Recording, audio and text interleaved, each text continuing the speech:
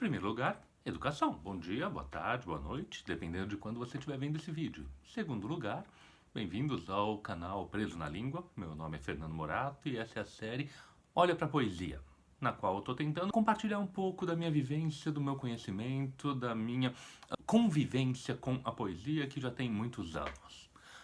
E como é que a gente sabe que um poema é um grande poema ou ele está sendo simplesmente exagerado pelas outras pessoas? Muitas vezes eu já vi essa situação. Alunos dos que eu tive, muito suspeitos falando: "Ah, mas você só gosta disso porque é desse autor. Se fosse de outro autor, não ia falar bem dele." Vamos por partes. O mais importante é olhar para a poesia. Vamos olhar para a poesia? Olha pra poesia. Olha pra poesia. Olha pra poesia. Olha pra poesia. Olha pra Olha poesia. pra poesia. Olha pra poesia. Olha pra poesia. Olha pra poesia.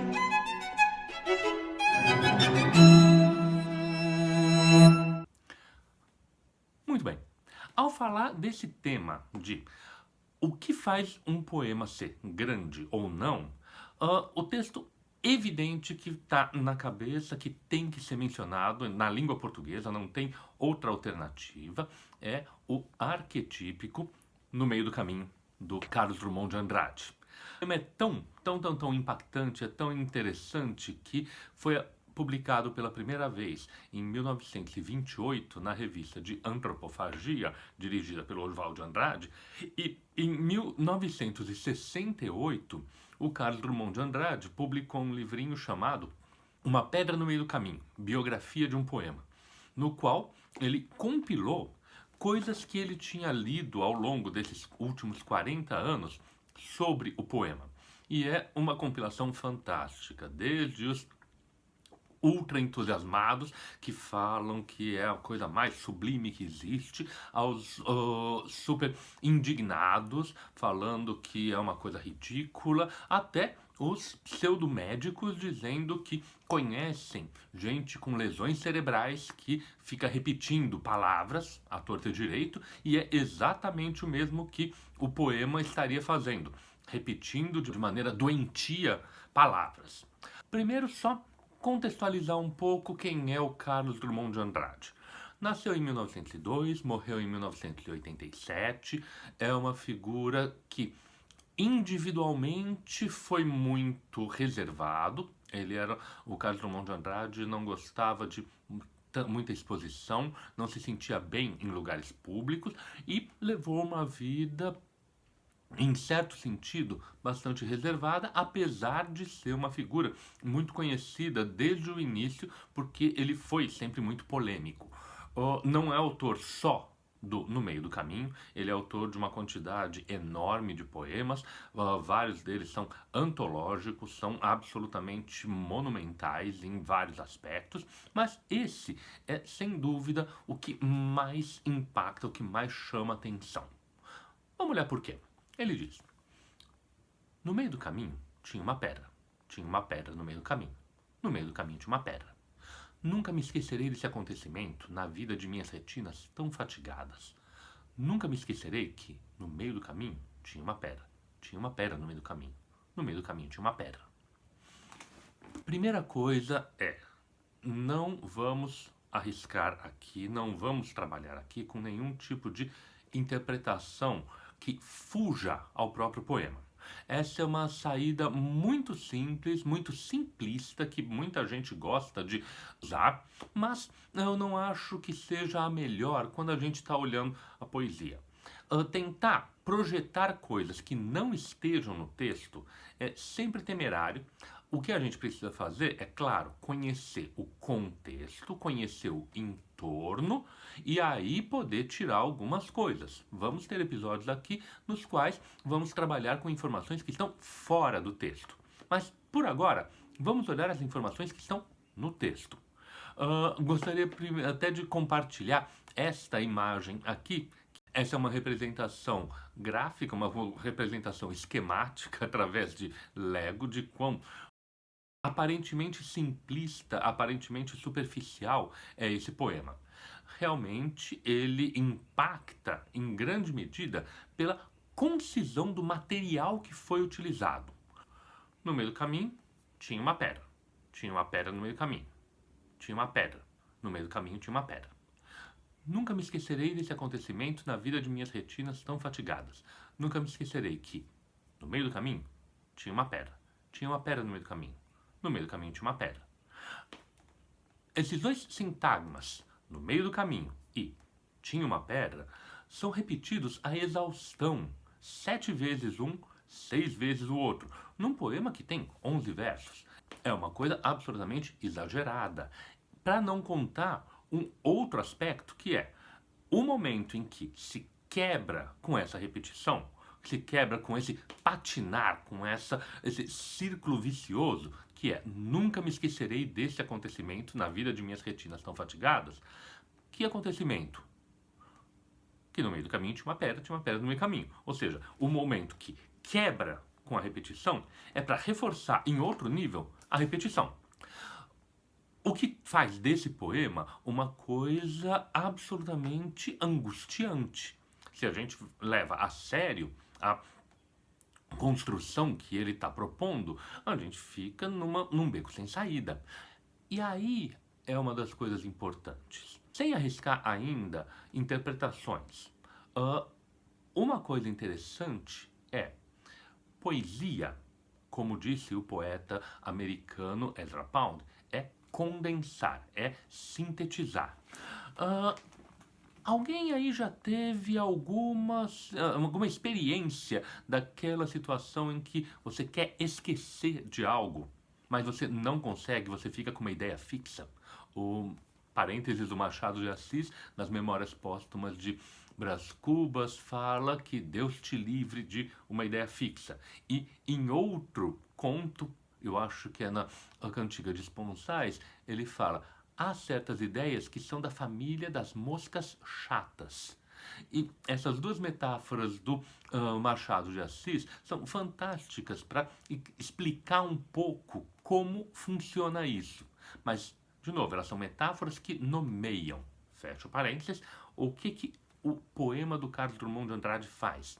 Ele atualiza, ele põe em palavras a própria sensação. Quando você está querendo esquecer de alguma coisa, você não consegue, você tenta, você pensa em outras coisas, passa a falar de outra coisa e, de repente, a ideia fixa volta, e volta, e volta. Como é essa sensação? Como é viver esse tipo de angústia? No meio do caminho tinha uma pedra no meio do caminho, no meio do caminho tinha uma pedra, no meio do caminho tinha uma pedra. É isso. A grandeza desse poema não está em uma enorme profundidade de tema, não está em uma enorme profundidade de imagens, ela está na realização material de uma ideia, na construção, na manifestação material de uma ideia. Essa é a grande sacada desse poema. Agora, é claro que quando a gente contextualiza, há uma série de outras coisas que fazem com que esse poema cresça um pouco mais. Uma das coisas, esse poema está no meio do caminho. Não, ele está no meio do conjunto de práticas que é as do modernismo brasileiro. Foi publicado na Revista de Antropofagia, que é uma revista extremamente iconoclástica. O que estava se propondo o modernismo brasileiro? Uma chacoalhada nas práticas culturais que vinham do século XIX. A gente pode discutir se eles estavam corretos, se era isso mesmo, mas o fato é que os modernistas brasileiros tinham uma compreensão de que a cultura brasileira estava muito atada às formas que vinham do século XIX, que eram formas, para usar um nome bonito, beletristas, de belas letras, de construções elaboradas. Basta lembrar que em 1890 e pouco, quem ganha o concurso para colocar uma letra no hino nacional foi Osório Duque Estrada, com essa pérola de elaboração e de sofisticação e de complicação que é o hino nacional brasileiro. Ouviram do Ipiranga as margens plácidas de um povo heróico brado retumbante. essa concepção de que a poesia tem que ser grandiosa, tem que usar palavras complicadas, tem que usar imagens muito elaboradas, essa está absolutamente oposta às práticas dos modernistas, que vão tentar, na medida do possível, destruir essa prática. Você pode destruir falando, eu vou destruir. Mas você tem outra maneira que é destruindo, na sua própria enunciação. É exatamente isso que esse poema faz, de maneira muito eficiente. Tanto que, em 1968, o Carlos Drummond de Andrade consegue compilar quase 200 páginas de gente reagindo de forma absolutamente visceral, seja para bem, seja para mal, a esse poema. Além do que, ele tem um outro dado, que aí a gente tem que sair do texto um pouquinho, que é, no meio do caminho, é uma fórmula gramatical, uma fórmula literária que é bastante conhecida, tem uma história na cultura ocidental. São as palavras de abertura da Divina Comédia do Dante. Nel mezzo del cammino di nostra vita mi ritrovai por una selva oscura. No meio do caminho da minha vida, na nossa vida, eu me encontrei numa selva escura. Ao usar essas frases, o Carlos Drummond de Andrade está resgatando, para quem tem certa cultura, o ambiente do Dante. Um ambiente que, no Brasil, inclusive, foi reelaborado pelo Olavo Bilac. No poema Nel mezzo del cammino. Cheguei, chegaste, vinhas fatigada e triste. Falamos dele um dia. Era um dos poemas mais conhecidos e mais populares do Olavo Bilac. Ao utilizar essa construção e subvertê-la, o Carlos Drummond de Andrade está jogando com o elemento cultural para reforçar o efeito de impacto e de desconforto que essa poesia está se propondo. Então, juntando todas essas informações, o que a gente tem é que, goste ou não goste, esse é um poema ao qual não se fica indiferente. Pode não se gostar, e é um direito que você não goste, cada um tem o seu gosto. Apesar de que gosto, sim, se discute, e mais do que isso, gosto se aprende, se treina. Mas, se você não gosta, direito seu. O que você não pode é ignorar os elementos que estão no texto só por causa do seu gosto. E aí, a gente precisa fazer sempre um mesmo exercício. Depois de ter ouvido tudo isso que eu falei, você consegue olhar para o texto e sentir e rever essas coisas que eu estava falando? Elas são maneiras de você enriquecer e voltar a fazer com que a sua leitura seja mais produtiva. O mais importante, então, é, depois de ler, voltar a olhar para a poesia. Olha para a poesia de novo.